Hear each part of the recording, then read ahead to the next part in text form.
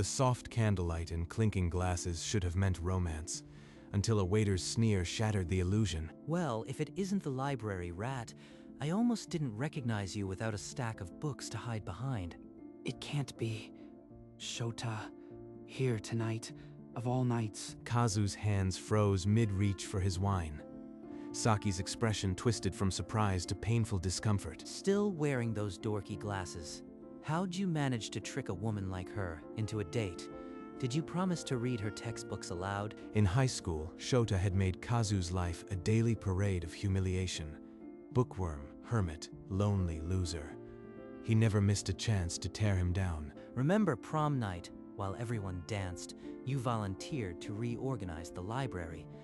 Even the teachers felt sorry for you. He's going to destroy this date. I have to stop him. But how? Kazu, is what he's saying true? Oh, she doesn't know the half of it. Let me enlighten you. This guy was the biggest loser in school. Every word out of his mouth is a hammer. I can't breathe. I need to get away. Now. Excuse me for a moment, Saki. I'll be right back. He rose so abruptly the chair scraped against the marble floor, drawing a few irritated glances. Saki's fingers grazed his sleeve, but he pulled away without meeting her eyes. Past tables of laughing couples, clinking glasses, past the pianist playing a gentle Chopin, Kazu stumbled toward the back corridor, his vision blurring at the edges. The corridor was dim and narrow, lined with dusty wine racks. He braced his trembling hands against the cool stone wall and forced a ragged breath. Shota's words still echo. Biggest loser. They're true. I am. He yanked out his phone and stared at the screen. His thumb hovered over the contacts icon. If I call anyone, what do I say? Help. The mean waiter is picking on me. Still, desperation won. He scrolled, past friends, past family, then stopped at a name, Mr. Tanaka. Mr. Tanaka? It's Kazu. I am sorry to call so late. Kazu, no need to apologize. I am glad you called. I've been meaning to reach you. The board approved your promotion. You are the new regional director, effective immediately. A flash of the promotion email seared across Kazu's mind. Regional director, the words glowing like a brand. His breath caught. Your dedication impressed the top brass. They want fresh leadership, and you are the perfect fit. His grip tightened on the phone until his knuckles ached. He'd called for comfort, not a career earthquake. Thank you, sir. I am completely stunned. But actually, I called about something else entirely. Do you know the Italian restaurant on 4th Street? Of course, it's one of our flagship locations. Is something wrong? Are you dining there now? Something like that. Who's the general manager at that branch? Let me check. Yes. A man named Yoshida, solid manager, been with us over a decade. Why do you ask? No reason. Just curious. Thank you for the information, Mr. Tanaka. Yoshida. The name seared into his brain. Shota's father was the general manager. The bully's own father now reported to him. Kazu ended the call, barely aware of the polite goodbye. The corridor felt smaller, the air thicker. His reflection in the darkened wine-racked glass stared back, unrecognizable. Shota, the king of high school, waiting tables for the man he tormented. His own father answers to me now. He leaned against the cold stone and let the memories wash over him. Years of nicknames, shoves, laughter. Each humiliation now a weapon in his hand. He called me library rat. 10 minutes ago, in an hour, I could have his father clearing out his desk. A part of him wanted to be merciful, to rise above. But then he heard Saki's uncomfortable silence, the way her eyes had dimmed. Mercy? After everything he's done, tonight, I am not the victim. I am the director. He straightened his blazer, squared his shoulders. The dim corridor gave way to the soft glow of the dining room. The pianist seemed to play a sharper note as Kazu passed. Every step felt like a small, quiet victory before the battle had even begun. There's our table. Shota is still hovering, probably spinning another story. Let him. He has no idea what's coming. Kazu slid back into his chair with a calm he hadn't felt all evening. Saki looked up, relief flickering in her worried eyes. "I am fine now," he said, and meant it. Took you long enough. Did you need a whole box of tissues before facing me again? Shota, come closer. There's something I need to tell you privately. Shota's smirk flickered, but he leaned in, expecting more groveling. Instead, Kazu's voice dropped to a deadly whisper. Your father, Mr. Yoshida, is the general manager here. I've just been promoted to regional director of the entire chain. Starting tomorrow, his performance review crosses my desk. The color drained from Shota's face so fast, it seemed to leach into the polished silver tray beside him. His knuckles went white on the menu. So here is how this works. You will serve us with absolute perfection. No more comments, no more smirks, or I will have a very interesting story to tell your father about his son's customer service skills. What is Kazu saying? Shota looks utterly terrified. Shota nodded stiffly, his Adam's apple bobbing. For the first time since high school, he had no comeback, only the taste of his own medicine. Of course, sir. Right away. Shota straightened and stepped back, his hands trembling. Saki glanced between them, sensing a shift she couldn't explain. Shota reappeared almost instantly, a crystal water pitcher clutched in both hands. His grip trembled, sending tiny ripples across the surface. He filled each glass with agonizing precision. Your water, sir. Miss. Is it? Is it to your liking? He's acting like a completely different person. What on earth did Kazu say to him? Look at him, bending over backwards. All those years of humiliation, and now he's terrified of a single word from me. Is there anything else I can get you? Perhaps the chef's special appetizer? It's excellent tonight. Not just yet. We're still deciding. Saki's gaze flicked toward Kazu, her brow furrowed. She parted her lips as if to ask the question hanging in the air, then hesitated. Kazu, what did you say to him? He's completely changed. Just a little reminder of who he's dealing with. Don't worry. Tonight, we're going to enjoy every moment. The pianist began a softer piece, but the melody now felt like a subtle score to a private negotiation. The candles flickered, and Shota retreated to the service station, his back stiff. Shota, come back here for a moment. We're ready to order something special. Shota hurried back, his polished shoes squeaking on the marble. Every other diner's murmur seemed to drop an octave as he approached the table. Bring us a bottle of your finest champagne. The vintage Pommery, if it's in stock. Saki's eyes widened. She knew enough about wine prices to realize Kazu was testing his new leverage. Shota's jaw tightened, the request hanging in the air like a dare. The Pommery, sir. That's 300 a bottle. I'd need special approval. You have mine. Now go. Shota gave a short, stiff nod and retreated toward the cellar. His back was so rigid it might have cracked.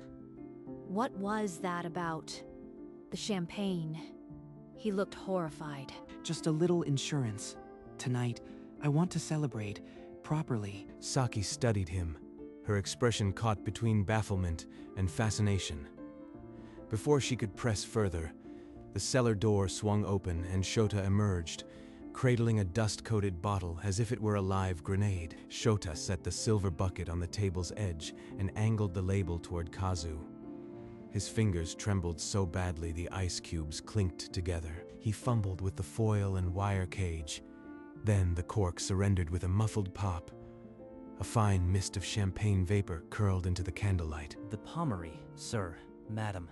A toast to us, to new beginnings, and to finally knowing my own worth. Their glasses met with a delicate chime. Saki's eyes never left his, and for a moment, the restaurant faded away into a soft, golden blur. Shota stood by, his hands clasped in front, a rigid sentinel in a waiter's apron. He didn't dare breathe. You can go now. We'll ring if we need anything else. Shota bowed, a jerky, reluctant motion, and retreated to the shadows by the kitchen door. The line of his jaw was white. All right, spill it. How did a man who was trembling in humiliation 10 minutes ago become the master of the universe? Kazu just smiled and squeezed her hand. Not yet, he whispered. Let's enjoy this first. Beyond them, the candles burned a little brighter. The main course arrived under gleaming silver cloches. Shota's hands were steadier now, but his smile was a rigid mask. For the lady, the filet mignon. For you, sir, the truffle risotto. Please enjoy. He's actually speaking like a professional. If I didn't know better, I'd say he's a completely different person. Shota circled back with the decanter, topping off their glasses without a word. His knuckles were still white against the crystal. This risotto is incredible. I can't believe this is the same man who... Never mind. She's loving it. And Shota's out there, a prisoner in his own uniform. This is more satisfying than any revenge I could have planned. Is everything to your satisfaction? Please, don't hesitate to ask for anything. Everything's perfect. Thank you, Shota. Shota gave a curt nod, his jaw muscles bulging. He turned and walked straight into the path of a busboy, correcting himself with a strained apology. You really do have him wrapped around your finger. I am almost starting to feel sorry for him. Shota, we're ready for dessert. What do you recommend tonight? Shota approached with the gait of a man marching to his own ruin. His notepad shook as he flipped it open, the pages rattling. The chef's special tiramisu is popular. We also have a panna cotta with fresh berries and a dark chocolate torte. Each word was clipped, as though he were reading a sentence. A bead of sweat traced a slow path down his temple and dripped onto the starched tablecloth. The tiramisu. Saki loves tiramisu. Bring it with 2 forks and don't keep us waiting. Shota scribbled on his pad, the pen skittering. When he raised his head, his eyes had the hollow glaze of a man who'd just swallowed glass. Shota, are you okay? You look pale. I am perfectly fine, miss. The kitchen can be warm. Excuse me. A little warmth. That's all. Watching him choke on apologies is almost too easy. Shota backed away, nearly colliding with a tray stand. The dessert would come, but the real treat was still being served. His dignity, one spoonful at a time. The kitchen doors swung open. Shota emerged, cradling a single plate of tiramisu, as if it were a crown on a velvet cushion. He set it before Kazu with both hands, the plate's edge barely meeting the tablecloth. Then he stepped back and, with a shudder that began in his shoulders, bowed low. Your dessert, sir? The sir was a knife he drove into his own pride. For a heartbeat, the entire restaurant seemed to hold its breath. Even the pianist's fingers hovered uncertainly over the keys, the melody dying in mid-phrase. Thank you, Shota. It looks perfect. Total surrender.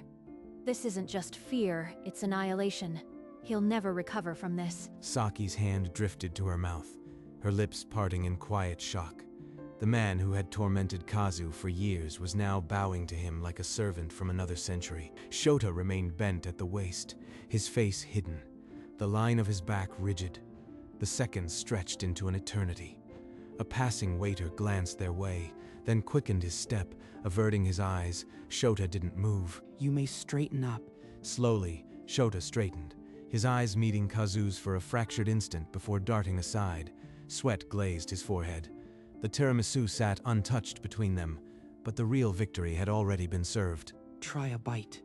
The tiramisu is practically melting, and we've earned it. She accepted the forkful, her lips curving into a smile that could outshine every candle in the room. For a moment, Shota and his bow were forgotten. Saki set her fork down with a soft clink, then leaned in, her shoulder brushing his.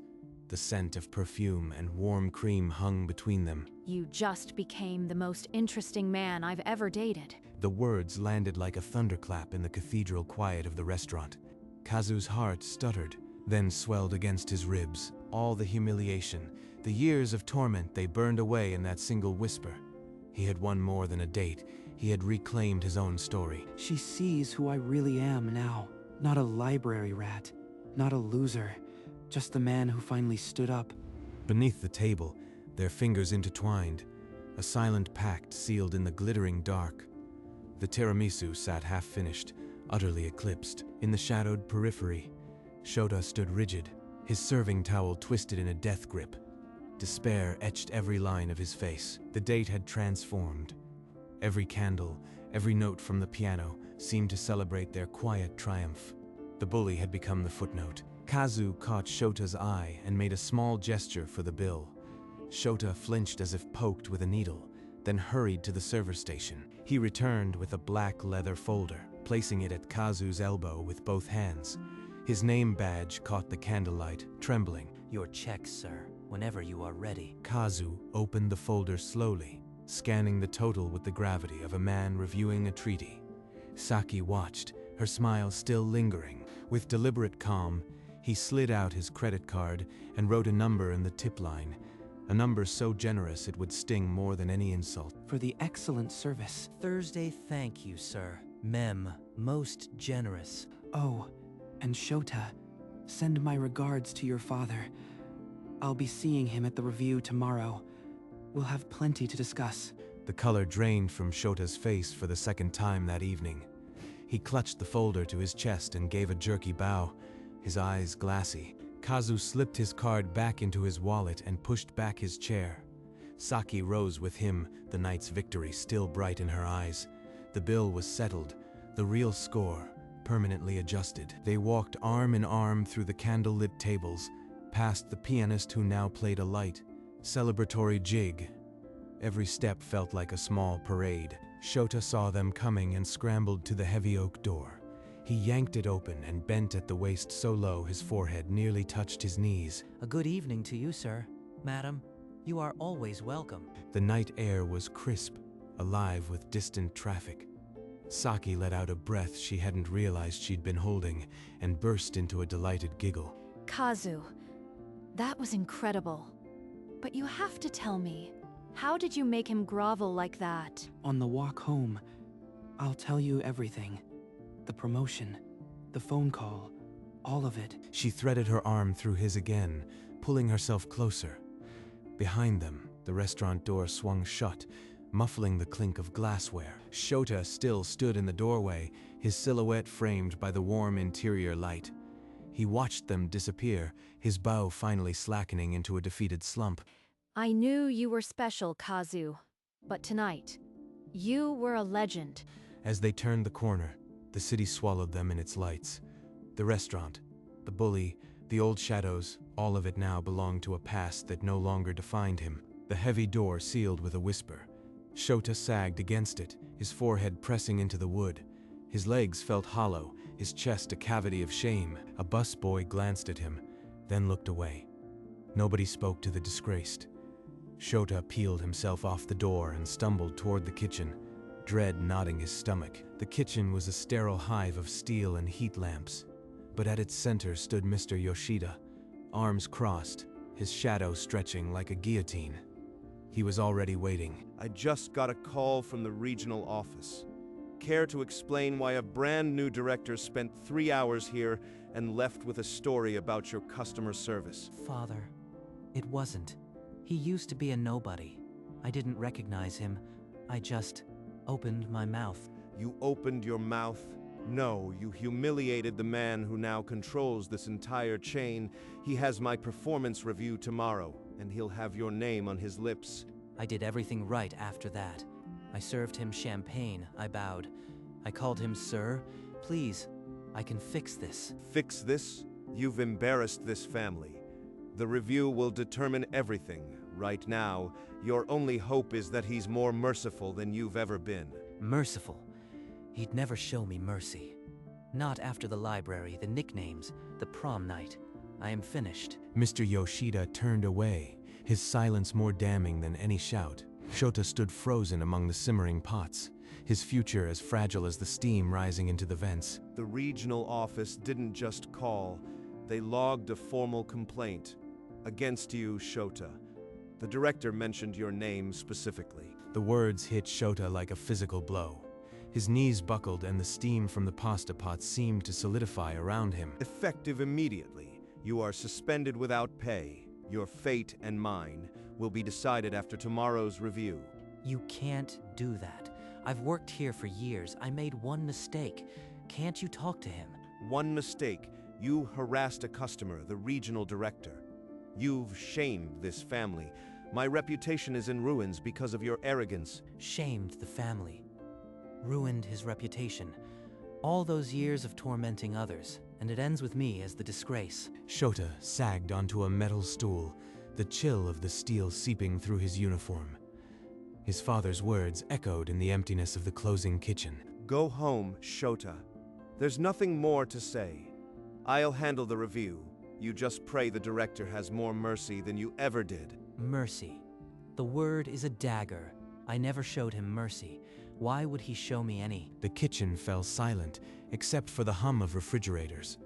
Shota didn't move, a statue of his own downfall. Tomorrow's review would determine everything, and the man he once bullied now held his future in a file folder. The next morning, sunlight streamed through the floor-to-ceiling windows of the corner office. Kazu sat behind his new desk, the leather chair still holding the scent of promotion. He pulled a thick folder from the drawer. Yoshida, T, Performance Review.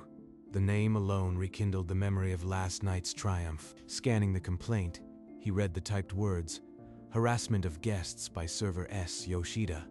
A slight, knowing smile pulled at his lips. I could destroy him with a single stroke. Recommend termination.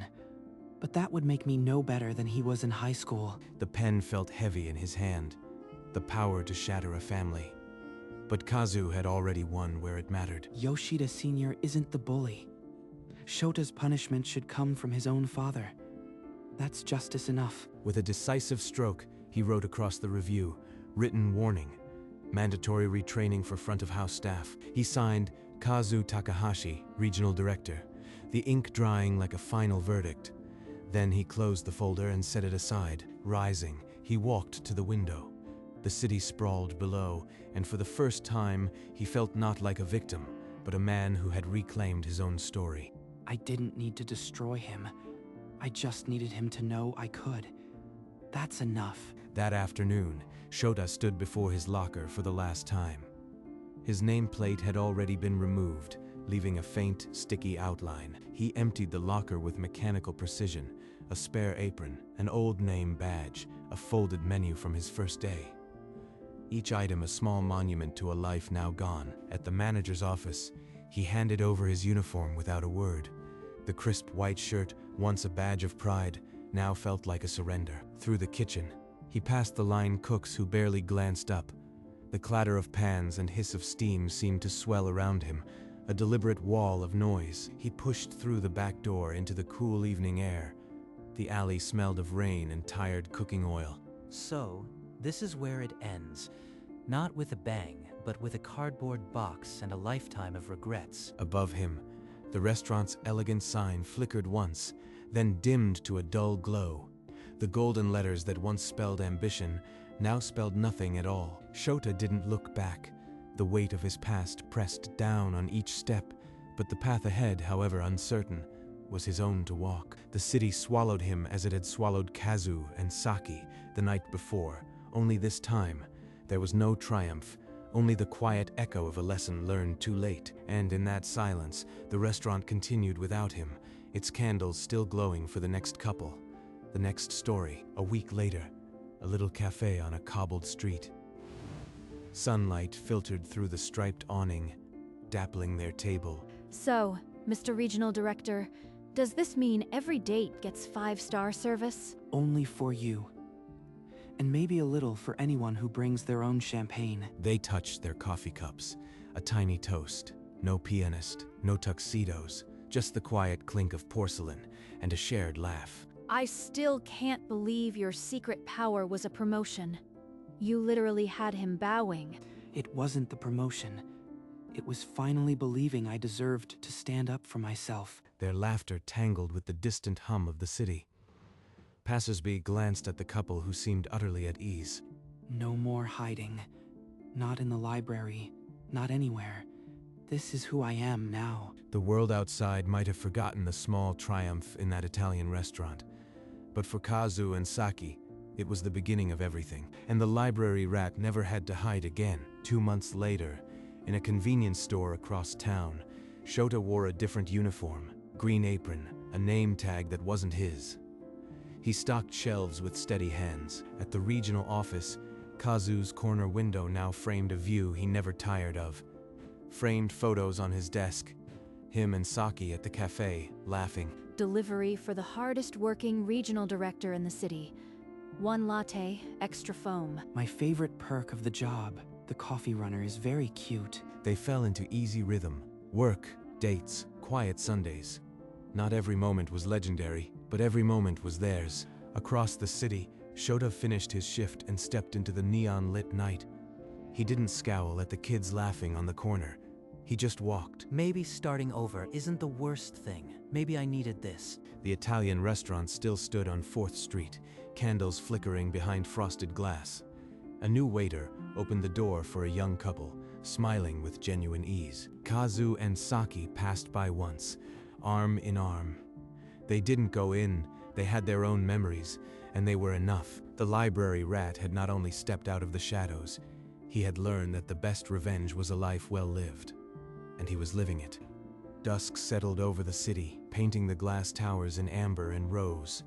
In a quiet apartment kitchen, Kazu stirred a pot of simmering sauce while Saki sliced bread. You know, my mother would have loved to see this. Her son-in-law, the regional director, cooking dinner. Son-in-law. I used to think no one would ever see me as more than a library rat. Now, I am planning a future. Across town, Shota sat in his small rented room, the neon sign from the convenience store flickering through thin curtains. He turned a chipped plate in his hands, a memento from the restaurant, salvaged from his locker. I thought power was making others feel small, but the man I tormented, he's the one who taught me what real strength looks like. Back in the apartment, Saki dimmed the lights and lit a single candle, the same kind that had flickered on their first date. To the most interesting man I've ever dated. Still true. To many more dates, and to never letting anyone define our worth. Outside their window, the city hummed its endless song, indifferent to bullies and conquerors alike. But tonight, it seemed to hum a little sweeter. And in the quiet that followed, Kazu knew that no matter what tomorrow held, he had already won. Years later, the story of that night faded into a quiet anecdote, told only when candles were lit and wine was poured. The restaurant still stood, its sign polished anew, its staff unaware of the legend that once unfolded within those walls. Shota never returned to the hospitality world. He works in a factory now, the clang of machinery a humbling rhythm. He doesn't speak of the past, but sometimes late at night, he stares at a chipped plate and remembers the lesson. Kazu and Saki married in a quiet ceremony, not in a grand ballroom, but in a small garden with only the stars as witnesses. She still calls him Mr. Regional Director when she wants to see his embarrassed grin.